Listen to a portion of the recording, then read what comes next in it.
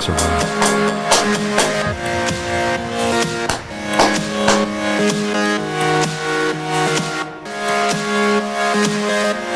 Check one. And we're back. It's time for another episode of the Life in Bomb City podcast. I'm Aaron Favor, and today we've got a special guest, Eli Wilkerson.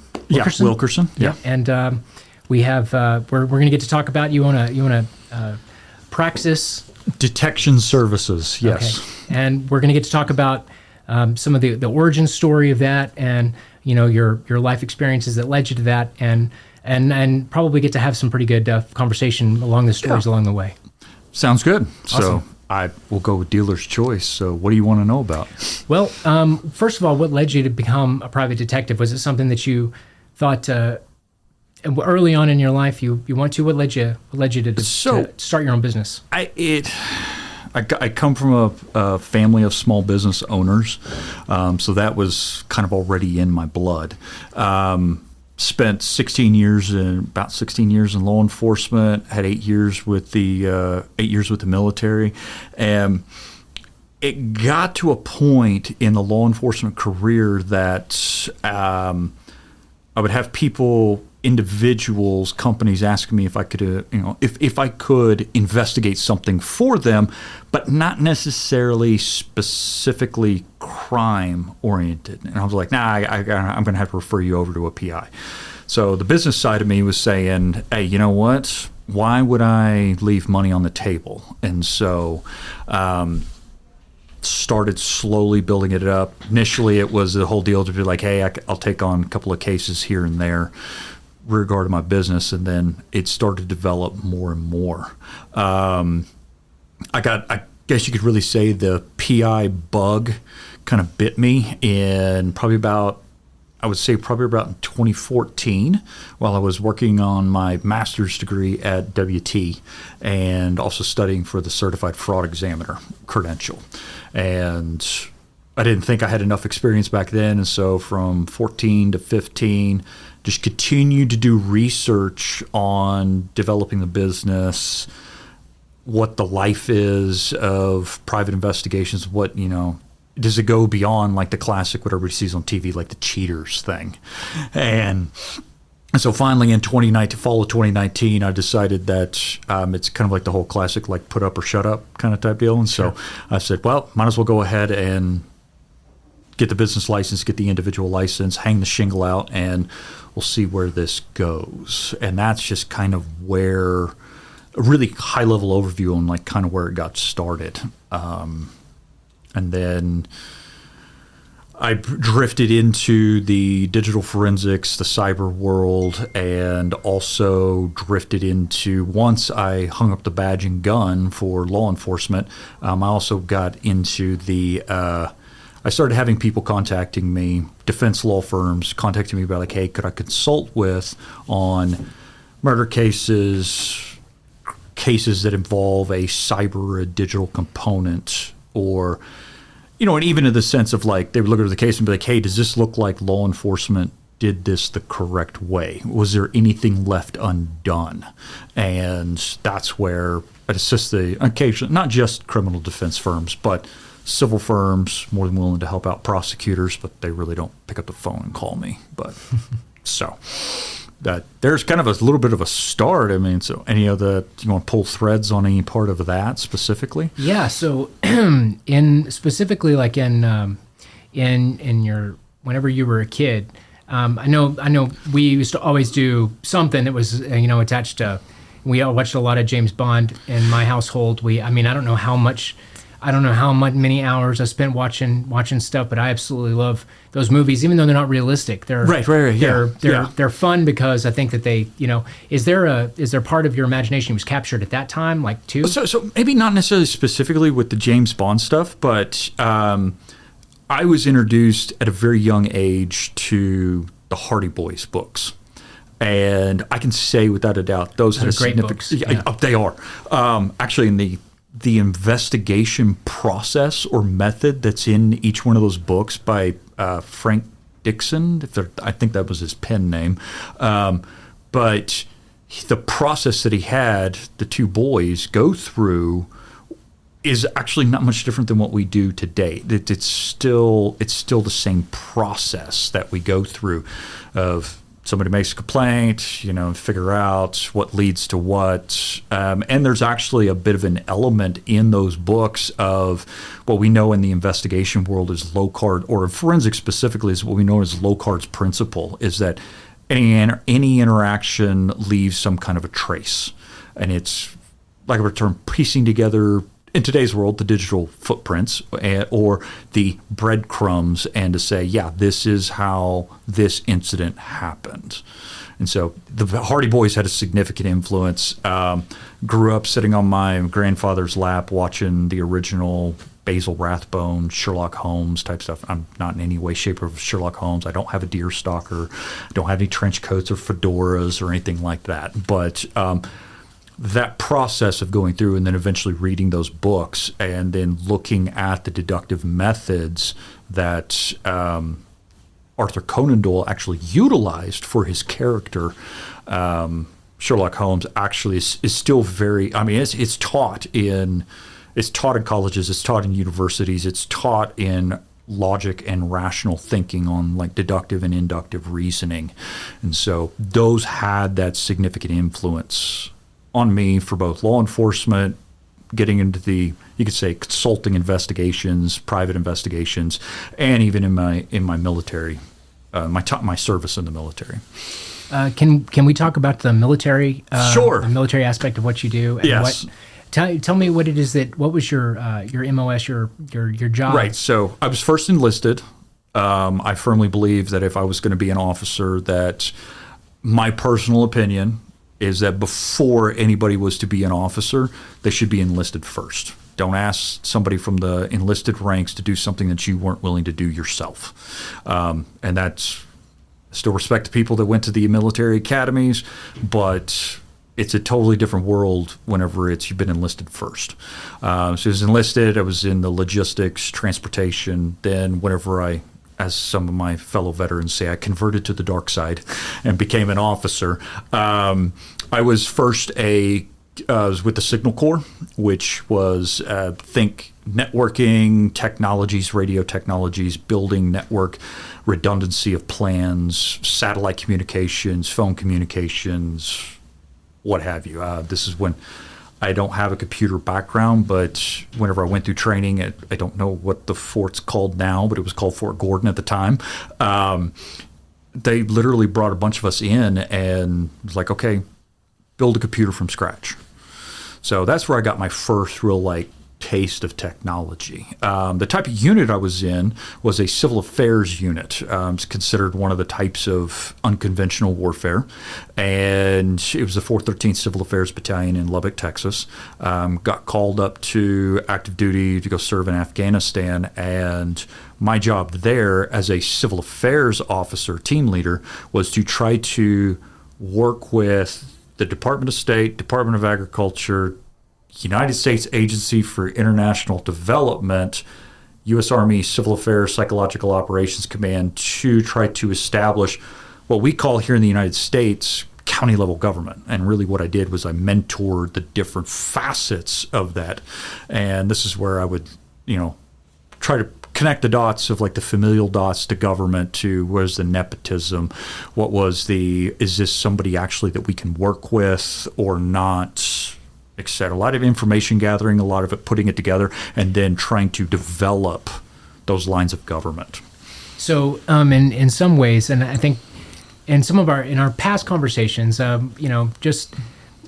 think that we've talked a little bit about what that means, what the process is of trying to develop what it means for somebody to be able to work with someone. Can you talk about what that means exactly? So there's a little bit of the whole, if I'm understanding, some people in the psychology world may know it. It's that social engineering. It's what can you figure out about the person? Salesmen do this, business owners do this. You're a college professor.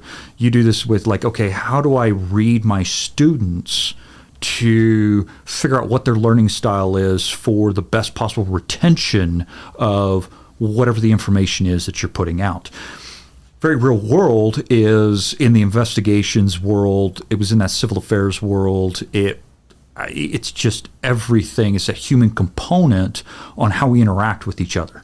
And that's where you would look at it and be like, I would literally try to build up, I don't really like to use the word dossier, but build up a packet on the person to figure out what their hobbies were, what they enjoyed, what was it about their family, culturally appropriate, to where I could start figuring out to develop that level of rapport to say, hey, listen, I'm not just some guy that came from Podunk, America to come tell you how to try to run your government. This is my background. Here's how we relate with each other to try to come to a solution. Does that answer your question? It does. No, I know it does. And with one of the reasons that I was asking, I'm genuinely curious whether or not what the connection is between your military background, your natural orientation with regard to like how you grew up and where you grew up and everything, and also how it's informing what you do and how you do it in your profession. I know that we've had some off podcast conversations, stuff like that. You've had inquiry about like international relations and intelligence, stuff like that. Now, granted, I never officially served in any kind of intelligence, but the intelligence process is absolute. So I use the term loosely, target. But if I have, say, for a criminal case or a civil case that I've been contracted to assist with, and I got to track down an eyewitness that hasn't been interviewed yet. I want to know before I sit down with that person, I want to know anything and everything I can about them. That's legal and plausible to be learned. So that whenever I sit down, I can start to develop that rapport with them. Sometimes I need to develop that level of rapport with them to let them know, hey, you actually have a key piece of evidence that is actually needed for whatever this court case is. And so I don't look at it as like and even with my businesses and my clients and stuff like that, I don't look at them as that they can't do what I can do. I approach it as that they don't have the time because of everything else going on in their life on being able to conduct the inquiry. And so that's where I say, no, I'm partnering with you to try to figure out what happened, how it happened, where is the person, what have you, because they've got other, to use the term, irons in the fire. But it's like if you contracted me for an investigation, I fully understand it. You could probably do the investigation with your background and everything, and with your knowledge on like how you conduct, you put together a class, you're researching information, stuff like that. Whether you're researching or not, that's still an investigation. You're still taking that information, you're synthesizing the information, you're looking at what the process changes. Does your hypothesis change? Does it change a theory? And then as you get more information, it restarts that cycle. It restarts that intelligence cycle, that investigation cycle. Because you may come across new information and you go, whoa, hey, this changes the whole strategy. New information comes out. That may change in the professor world. That may actually change, a delivery of a course. That may change, oh, hey, I thought this was my hypothesis, but now I've got to adjust my hypothesis. That's an investigation. That's basically my approach is when I'm working with my clients or people that I have to come into contact with to conduct the investigation for my clients, is that I fully treat them as like they're fully capable of doing it on their own. They just don't have the time, the capacity, or the tools that I have. And so that's where it's a mutual benefit.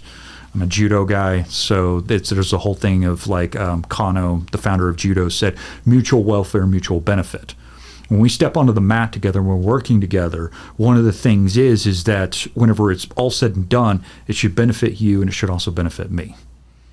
And so my output of running an investigation business can't guarantee an outcome of an investigation, but the work that I do on behalf of you, it should benefit you in some way. It should go, yep, that validates my findings or what I know, or, oh, we just found some new stuff and that actually helps me shift my business strategy, helps me shift my what have you. I mean, you could take this and you could apply it to opposition research for politics. It's that intelligence and that investigation process is key in research. That's really what it is. And then that last critical piece of it is, with everything that's found, can it be used?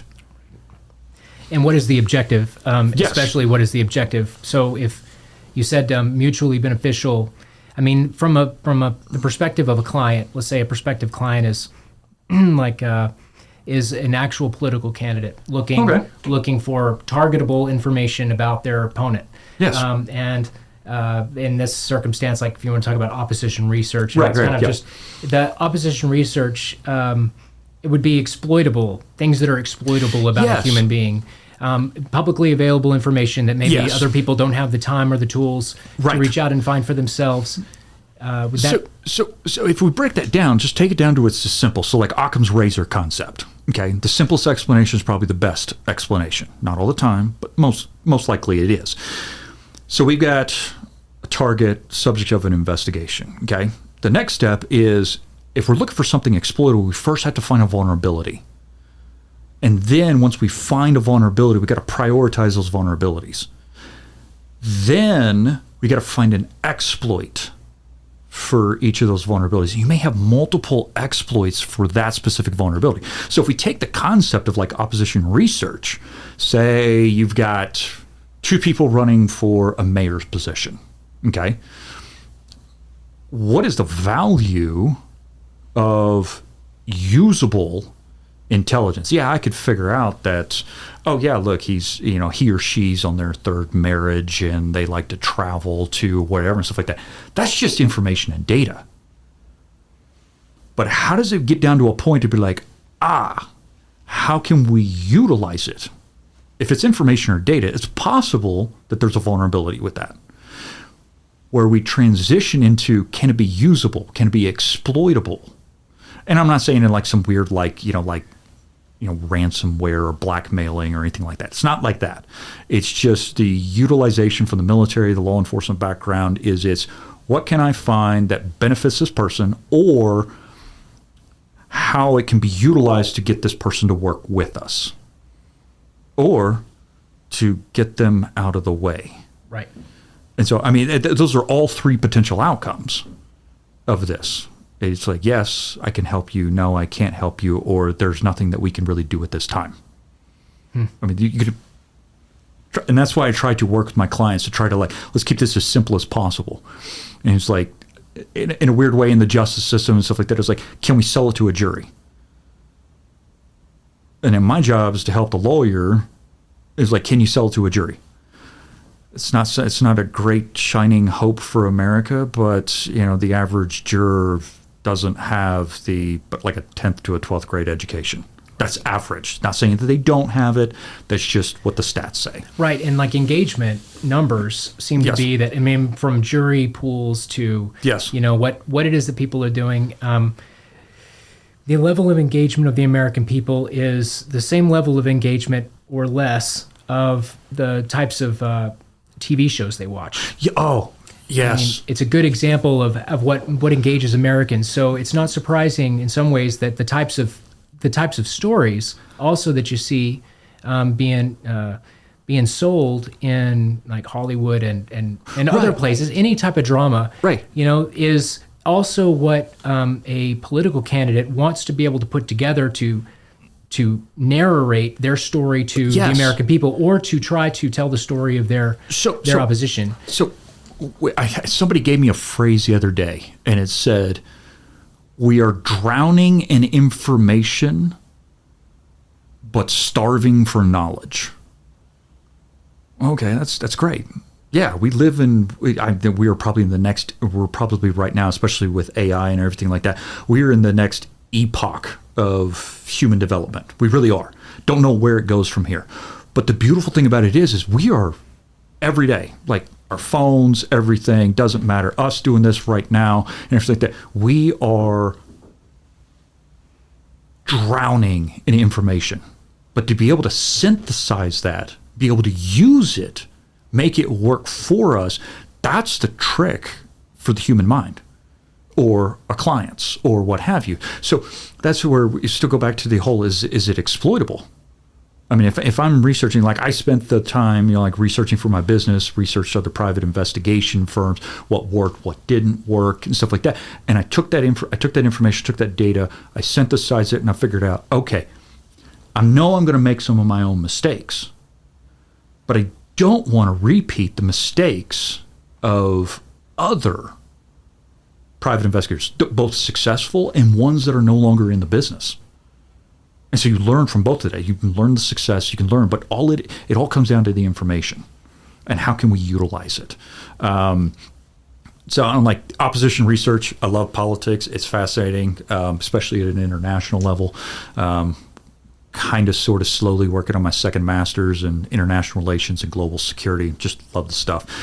But that's where, I mean, like we even saw this now, is it's like Americans want that quick hit. In the investigation in the forensics world, they want it solved in 20 minutes, 30 minutes, 40 minutes, an hour. It's known as the CSI effect. It's people come to me for if I'm going to do forensics on a phone or something like that, and they're like, okay, so you just plug in the phone and you get the data in 10 minutes. I'm like, no. There's a whole bunch of other factors. I think it was Donald Rumsfeld that said there's no knowns, known unknowns. There's a lot of unknown unknowns. Yeah, the tautology. Yeah, that's a tautology, yeah. Yes, and then that is literally what we're working with in our world nowadays, is that you take anything. Like, I don't want to make this political, but if you like, okay, you also get into the whole factor of like, well, just because a world leader chose to do something on policy or procedure, was that a correlation or a causation to another event? And that's where society, maybe not just America, but probably Europe as well, stuff like that, to where we want that quick answer. I mean, you got one side of the political spectrum. Let's take international, for example. And this is where we'll mix the business and all this stuff like that. It's all information. But we take the like the simple concept of, like, not to make this political, Trump enacted tariffs. Stock market took a dip. Those two data points can't be, they exist. But is that a correlation or a causation? Was it just a market correction, just happened to be the same like that? This is where the investigation, that's where that synthesis of the information, does it mean what it looks like? It's like on criminal cases, I've had it before to where they've said, yeah, this guy was the shooter. Well, yeah, he was there at the scene. That's correlation. That's not causation. What actually what brings us up to the point that, yeah, that person's alleged to be the one who's actually holding the gun, pulled the trigger, and actually didn't like that. That's whenever we go from the correlation to the causation. Yes, person A, person B, this action was conducted, has led to this. They could still be in the same area. They could still be part of the group, but were they the ones that actually pulled? So that's that correlation and causation. And that's one of the things that the investigator lives in. That's what we help our clients with, is to sit down, do the synthesis, and go, yeah, we're actually seeing that correlation to causation. Then, yes, and because now we have a causation, this is how it, and sometimes it's advising them, and they're like, hey, this is what we're seeing, like it can be used or utilized, exploited. Sometimes that's left up to the client to try to figure out, the end user of the information, the intelligence, the evidence. That it really comes down to them on, are they going to use it? I can't force anybody to use my research and my findings. I can present it, but it's still ultimately going to be them on how they want to utilize it. If they can utilize it, exploit it, what have you. I went down a whole bunch of rabbit trails with that and stuff like that. But no, there's a lot of places to go. Yeah, but to see that it's, regardless of what the topic is, conducting an investigation is, or it's really not much different than conducting research. Right, and I think where I was going with the whole political aspect of this was not necessarily that information should be exploited, but that it should be learn from in the same way that you might go about Yes. an investigation. What you're saying, what I hear you saying is it's important to take in all the information because although you might have information about who was here Yes. with the gun and who was over here, it does not necessarily mean they were the ones that pulled the trigger. There could have been another person there somewhere that also had a gun, is what I hear you saying. And because in government specifically, what I teach is it's important for citizens to be, and for the American people to be patient also with information, because as you mentioned a second ago, the tariffs in the stock market is a really good example. Is like the free market kind of, the whole idea is to exploit information. Yes. And so it's not surprising that our politics are reflected as being what information is there out there and what information can I exploit for short-term benefit, because they really have to do it. I don't remember where the phrase came from. I've heard the phrase several different times, several different locations, so I can't attribute the phrase to any specific person. Politics is downstream of culture. And so if the culture has this CSI effect, solve it right now, give it to us right now.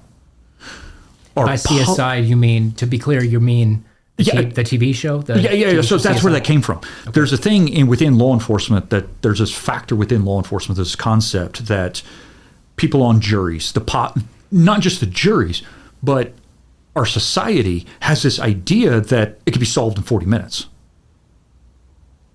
Why can't you solve this in 40 minutes? We want that instantaneous information. News report comes out and says, since we're here in Amarillo, 5 people shot on the north side of Amarillo. By the end of that news story, there's this cultural perception that it should have already been solved. Right, and you might talk to one of those individuals. Speaking of which, if you were to talk to them and ask them to be patient, they might tell you, "I am being patient." Yes. So but the that's CSI. I guess the CSI effect is. And they actually teach the CSI effect it's at least mentioned, if it's not officially part of curriculum. It is mentioned when training law officers, that there is this actual perception that things get solved in 40 minutes with commercial breaks. I mean, but politics are as downstream of culture. So you get that segment of the population that if it goes to a jury trial, they have this, what's the Latin term? The a priori assumption, the preconceived notion that it's solved. There's no reason to question it. All the information's been synthesized, stuff like that. What's being presented to them is the cold hard facts. And it may not actually be what actually happened. Right. Or the whole story, the whole incident hasn't been told. That's the value of, and one of the benefits of America and our system of how this works is that sometimes we got to pump the brakes. And thankfully, we're in a system to where there is an opportunity for that. Does it happen all the time? No. But this is where the benefit of sitting down and going, okay, is this what really happened? So you like government and stuff like that. And so politicians, I don't think politicians ever win anything. They're constantly under a microscope. Or maybe they don't necessarily win anything, but according to whatever politics views or anything like that, they never get anything right. Yeah, and you can't allow the story to be that another party or the opposition party got it right, because first of all, that means that they would have won. And and Americans like to perceive things as win or lose because it's where we like to compete a lot. For some reason, and not to pick on him, but for some reason, like what's coming to mind right now is we can take this from information and data, and does it actually mean something? As I go back to when we had the COVID stuff, everybody was supposed to be locked down and stuff like that. And again, well, he's in public office and we can mention him and stuff like that. But Ted Cruz takes his family on vacation out of the country. I don't remember where they went or something like that. That was a major issue. Look, this person's way up here and stuff like that. Okay. It was during the freeze. It was during the Right. when the electricity get ERCOT, when the ERCOT. Yeah. Oh, yeah. No, sorry. It wasn't. Was it pandemic times? Yeah, Anyway, Caribbean. it was like it all blends together. He was like in the Caribbean, though. Right. So all of us, the whole state of Texas, or the whole state of Texas, that's hyperbolic. Most of the state of Texas is freezing without power, and he gets on a plane with his family. Okay, that's just information and that's just data. A good research or a good investigation could yield, anyway, before the freeze, this vacation was planned. It was already paid for. I mean, he has a private life to a certain extent, not as much as you and I do. And it happened to be, I think, if I remember right, early January or February. I don't know if they were. I don't know if the House and the Senate were on. I mean, but they also had. Yeah, it was like a schedule. Terrible situation of events. Yeah. But the thing is it's not just specifically because he's a Republican. Democrats have done the same thing, and like that. But that's where you can see, okay, if that was really happening, you want to carry over the intelligence and the investigation. I could probably say that the opposition in that situation, hey, great at gathering information, great at gathering data, terrible execution of intelligence and trying to utilize that to exploit. Unless it was just you wanted a flash in the pan, you wanted clickbait on whatever news media platform and stuff like that. If that was your end goal, well, then great, you did great. But now you have that risk on the back end of now somebody who's willing to be patient, do the research on why did the politician XYZ go with his family and like that. So I know he's under scrutiny right now. I was for a while listening to another podcast, is Dan Bongino, but he always had this rule that it was like the 72-hour rule. Wait 72 hours to see what else comes about so that you actually can potentially get more information, more data, which can lead to, doesn't always, but can lead to a better intelligence product, a better information product, what have you, so that is this what's really happening? Right. And one really popular, I think, thing that people relate to with regard to it is maybe the JFK assassination, right? And in the 1960s, and really there was a lot of bad investigative procedures that were involved in that criminal. The criminal aspect of that were also mixed in with all of the, the actual head of state being assassinated while they're in office, and while they're still the chief executive officer of the Constitution, their legal officer of the United States of America, and we're the one responsible for doing all the things. We've got the Soviet Union, all the Cubans. We have all these different. There's so many different actors and possible people, and the bottom line is there were certain things that were done that shouldn't have been done because there was an exigent circumstance that required them to act, or at least made them feel like they needed to act urgently. But if it had been a regular citizen, there are certain things that would have been in play that maybe not would have been in play if were maybe not in play in the 1960s for the president. Right. Like, for example, the autopsy not being done after the fact, outside of the jurisdiction where the crime occurred. There's, certain basic things like that. Yeah. So, did they have to do a change of venue? Was this an yes, it was the president of the United States at the time, but is there something, and at that time, was there something already in the laws to say, oh, this is an exigent circumstances, we're going to take this outside the jurisdiction? If it wasn't, then, I can understand the intent behind, hey, we need to figure out what's going on. But does it come back to, it's like the old, classic philosophical debate, is it the ends or is it the ends justify the means, or is it the means justify the end? That's what comes down to that. And it's, I can go back to one of my things when I was a civil affairs days, and I did the preparatory and that district governor, which we'd consider the equivalency to the county. Our county here would be say if we had a president for the county. Okay. Yeah. Had a senior person who was appointed by the Texas governor to be the lead for basically the chief executive officer for, say, the county. Okay. He was appointed from out of the area. I looked at this and was like, I got to figure out a way to establish that this guy is the person to be leading. And so I prepped a damage control, and I also planned out a media, lack of a better term, a stunt. And it was a mix between the local Afghan National Police, our soldiers conducting a patrol with him in the middle, and then him going out to the villages. We did it dismounted. I walked right there along with him. So did our U.S. aid counterpart. And then whatever his second in charge was and stuff like that. Did the photographs, did stuff like that, did all the glad handing photographs and stuff like that.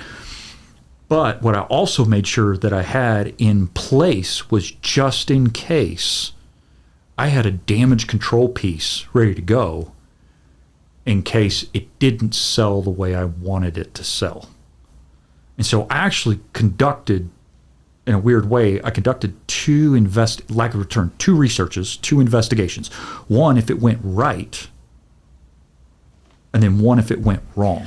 The whole Nixon thing with the moon, where he's got two speeches prepared, one if Yes. they land and the other one if they don't make it. Yes. And that's, I would argue that's exactly Yes. something that, we need those types of thinkers in the world, right? And so what is the connection between your experiences in civil affairs and what you're doing in Afghanistan, doing what you were doing with regard to the connection might be, or one connection might be that I think it's interesting too, and I'm curious to know what your perspective is on this. And I'm not taking it in a different direction. This is exactly that's fine. It's right in line with what we're doing. So if you were to go, what you're doing now, this was in what year were you in? 2010, 2011. 2010, 2011. And the time that you're there, you're gaining a lot of extraordinary experience, and also building on your experience here in the United States, but helping them build a society that's a legitimate society that has a place for legitimate authority, that's not necessarily only a more centralized form of government than maybe what they're used to. Right. And I mean that with all the respect in the world. It's much more, it's a plausible, legitimate government that allows them to reason with each other and work out big problems at the national level. This is a lot of questions. Right? Oh, you got multiple different. I'm the question that I have. There's the question. You're fine. So when you're there, do you ever think now, like after having done that and then doing what you do now, as owning your own private investigation business and really having a lot of information here in the United States and working alongside lawyers and different all these different, probably a wide businesses, variety lawyers, of different individuals, multiple different types of clients. Yes, lots of different types of risk that you're trying to deal with. Yeah. Do you ever think that was it in the situations, how would you have done your job differently? Would you do it differently? So in Afghanistan, if you had a chance now to go in 2025, that we definitely don't want to. Yeah. How would you leverage the information that you've learned now to help them create a more legitimate system? So that's a huge question. That's it is huge, and it goes right in line with. So one of the things that I also did was, because some of these government leaders at the local level, they weren't a good fit for where they were or their position. Some stuff just didn't start making sense. So my law enforcement background, I was like, why does this make sense? And whenever something doesn't make sense to me, I get this worm in the brain that just won't go away until I maybe find an answer. Sometimes I don't find an answer. But in this, I was like, why is this guy in this position not doing this? I'll give you an example. The local government wanted a cricket field. So, and congratulations, you're the first time this is ever being heard, like being recorded. So, and it's nothing national secrets or anything like that, but it is the concept of the research, knowledge, and how you use knowledge. Local government wanted to build a cricket field for local school. They didn't have one. To mentor them, we said, okay, fine. Let's go through, put the project together. Let's build out list of tools, list of materials. I like baseball. So the closest thing that I could get while I was over in Afghanistan was watching cricket. So I would watch some cricket and stuff like that. So one of the things that I learned about cricket is that it's played on packed clay. Okay. That didn't mean anything at the time. But whenever they put this project together, worked with the local leaders to put this stuff together, one of the materials that was listed was concrete. You don't need concrete. There was no need for concrete in that basic, very basic infrastructure project. I wanted to know why were they trying to list concrete on a project that didn't need to be done. It led to an investigation. Started piecing together some information about subcontractors and stuff like that, familial stuff, nepotism, and all this other stuff, and then made connections that went across the border over to Pakistan. It was basically at an economy of scale, at a macro level. From what I could roughly figure out at that time was that the concrete was being used to be resold, and then that information, or it was getting hustled over into back into Pakistan or whatever, and that was being utilized to fund small arms fire, IEDs, etc. But it came down to one specific guy that we were mentoring, I use that term loosely, in the government. Okay, well, what do you do with that? That goes back to one of our off-podcast conversations that we had about international and transnational crime organizations.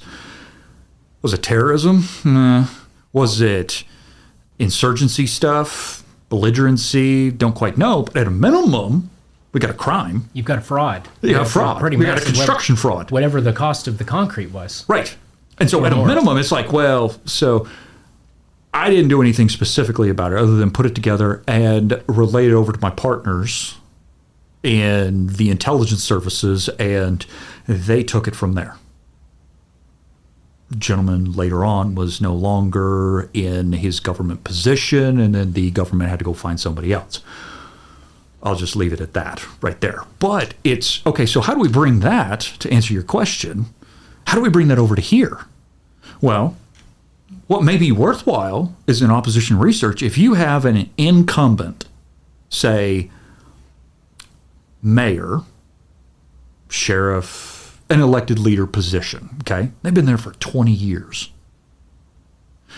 What may be worthwhile in the opposition research is to have somebody who can do a 20-year, in this case, for this case study, like a 20-year deep dive, and saying, hey, even though they've been in the position long enough, it may be worthwhile to the opposition to go and, hey, by the way, 5 years ago, this contractor was used for this city infrastructure project, and even though there was available for other contractors, why wasn't the competitive bidding process utilized?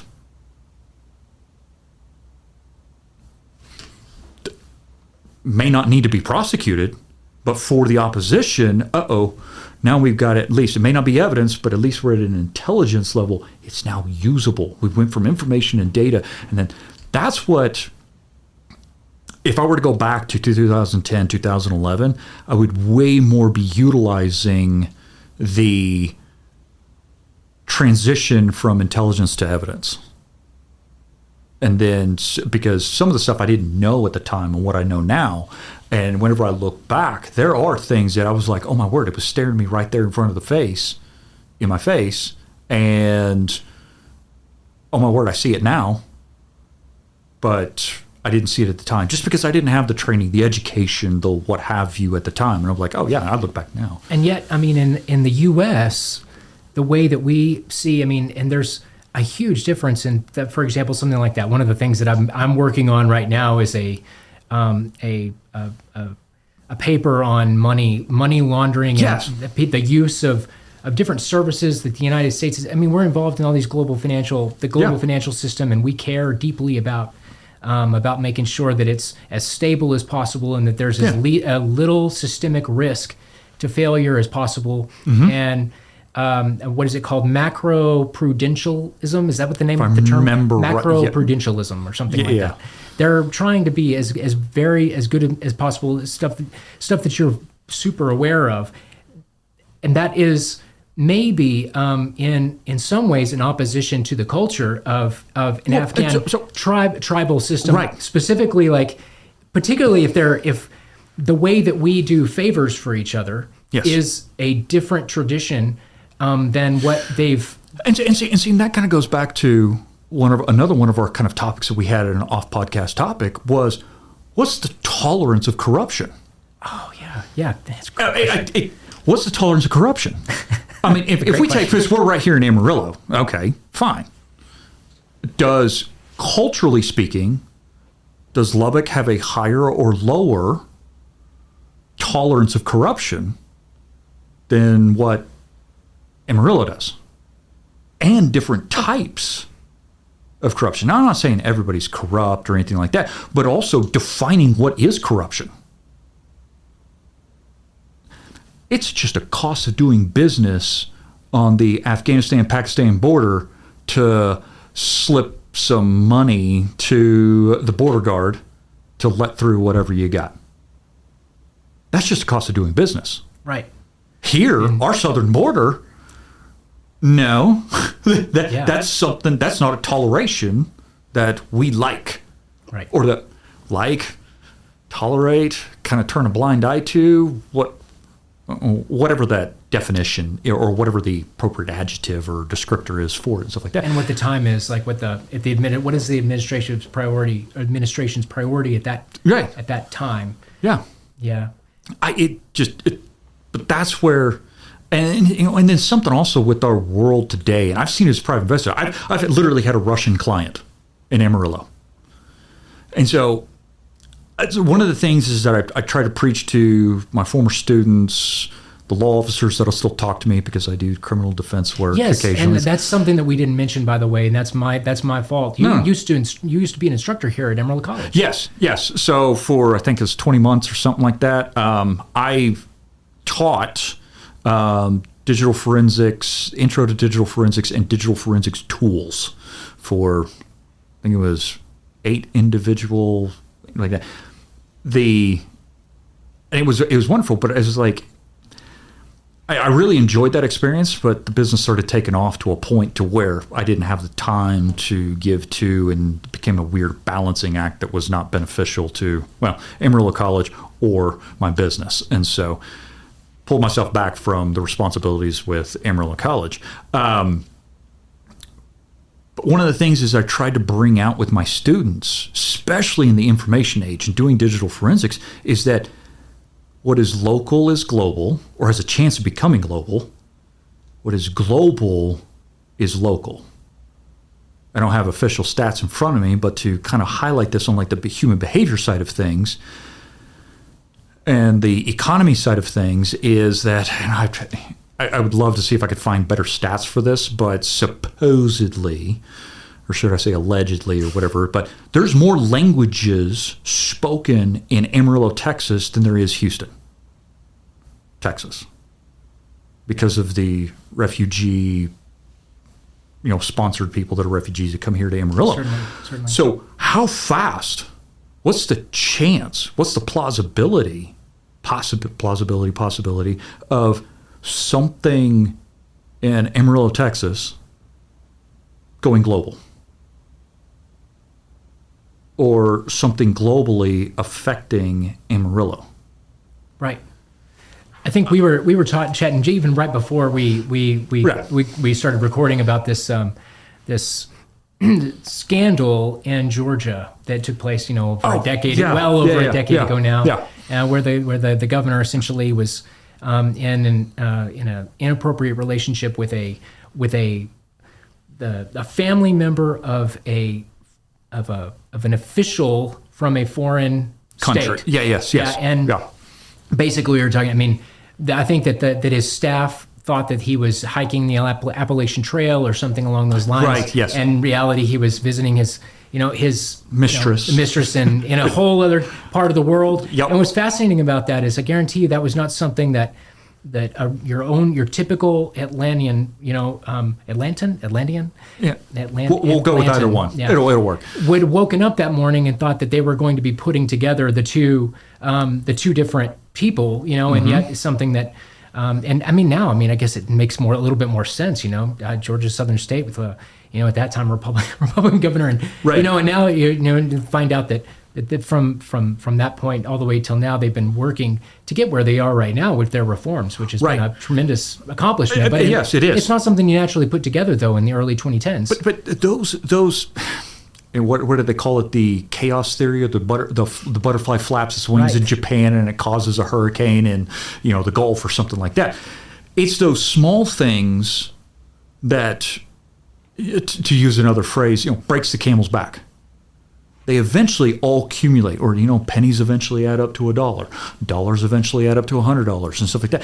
And so it's how do you utilize it? It still always comes down with like the research and then the synthesis of it to okay, what does it mean? How does it work? I mean, that I do like how you were talking about that you had a rather interesting that goes along with this and the opposition research and stuff like that. Before we started this, you were saying, if you don't mind me bringing this up, that you in this class there's like the simulation exercise, and you had a student that said, instead of utilizing this information, get this out to the press immediately and exploit it to be able to have a short-term benefit in their cycles or whatever they utilized it on a more international scale, strategic, and said, even though this politician was, how do you handle this? And they're like the initial connection was like Brazil or Argentina, and then kudos to your student. Yeah, no kidding. In the game of kings, and be like, whoa, wait, hey, hold on, this is information and this is data. Whether they realized it or not, intuitively, they went through some kind of analysis process and said, wait a minute, I could potentially use this I can use this information, I can cross another international border and connect to Mexico or Chile or Peru or what have you. Doesn't matter which one it is. But to make that hop from X to Y to Z, that's some very forward thinking. Does it mean that it is exploitable? No. Does it require more research? Because you went from intelligence and, now we've actually got the evidence that we can move forward with this manipulation of the global chessboard or something like that. That's research. That's intelligence. That's investigation.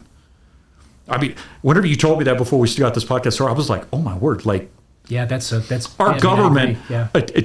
I don't know what this student plans on doing in world affairs or anything like that, but we have problems in the United States of getting people that work for the Department of State, the CIA, DIA, Army Civil Affairs, Marine Corps Civil Affairs, and stuff like that can think like that.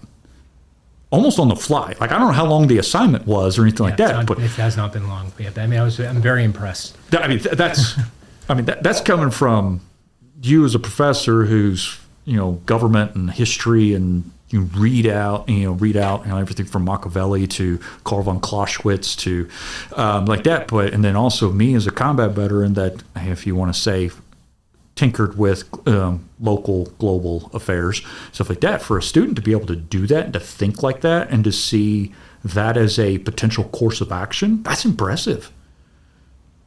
I mean, that's kudos to that student. I mean, huge. Right. One of the things that I think makes So this is where we have information, data, intelligence, and evidence. Yeah, intersecting, but it's how it's used. That investigation is what I learned regarding political leaders and how the information that you use at a micro level, local level, that's actually something I learned from while being in Afghanistan. I think that what you're where you're going with that is really important. I think because it utilizes the idea that all information is valuable, and that these different pockets are actually part of a larger picture that maybe provides incentive for patients. And knowing that, I think, for example, if you were a citizen, watching things unfold at the national level or even at the local level, and don't even have access to some of the pockets of information or how to get to those pockets. Yes, right. Yes. How the scientific know-how specifically, it's not just science; it's also an art. Right. You're talking about the investigation. Yeah, the investigation, the intelligence. There is if you have a process and it's repeatable, it's science, right? Right. New information comes in, you repeat the process, it should be able to be recreatable by somebody else. That's the science part of it. The art is knowing where the additional information pockets are, or how one information pocket connects to another information pocket. That's the art of it. And that's not something that can be, here's a manual and read it and then do this. It'll work this way every time. No, it's that blend of art and science. And so, yeah, I mean, you're absolutely right. So let's just take it and we'll do it local. So it's like a citizen's like, hey, does this look right? Sometimes the government gets it right. Sometimes the government doesn't get it right. If the government doesn't get it right, the people in the positions of power don't like to admit that they got something wrong. And so, in a weird way, being a private investigator and helping out with some of this stuff, whether it's a criminal case, civil case, or gathering information on people that are in a political position or the administrators that have been assigned by them, it actually provides, in a weird way, it actually kind of provides a portion, not all of it, but the portions of the checks and balances that are kind of enshrined in our society. Again, do they always get utilized, these checks and the balances? No. I think I heard a former Supreme Court justice talk about this. And what is the role of the defense in a criminal trial? Yes. For example, they're testing this the righteousness, if you will, of the state case. Yes. And by righteousness, I mean the due process, all of it. Proper evidence handling. Yes, all of it. Yeah. Making sure that it's that the most righteous case has been put forward, that will be put forward, that can be put forward. Yes. Because you're affecting the most serious possible thing for someone, which is their liberty. And I think it was Jefferson, not just Jefferson, but there were others. Yeah. I mean, that's one of the reasons that he made claims that serving on a jury was more important than voting. And, yes. I mean, that it was a bigger responsibility because you're not just potentially impacting, you are impacting the potential liberty of everything else is going on there. But it's a really interesting question and probably one that we need to dive into in the next round. I have a meeting here coming up. We're probably running. We're getting close. So much fun. Thank you so much for being here. My pleasure. We'll make sure that we do it again. And thanks again. We'll make sure we see you next time. Yeah, awesome. Appreciate it. Pleasure to be here. Thank you.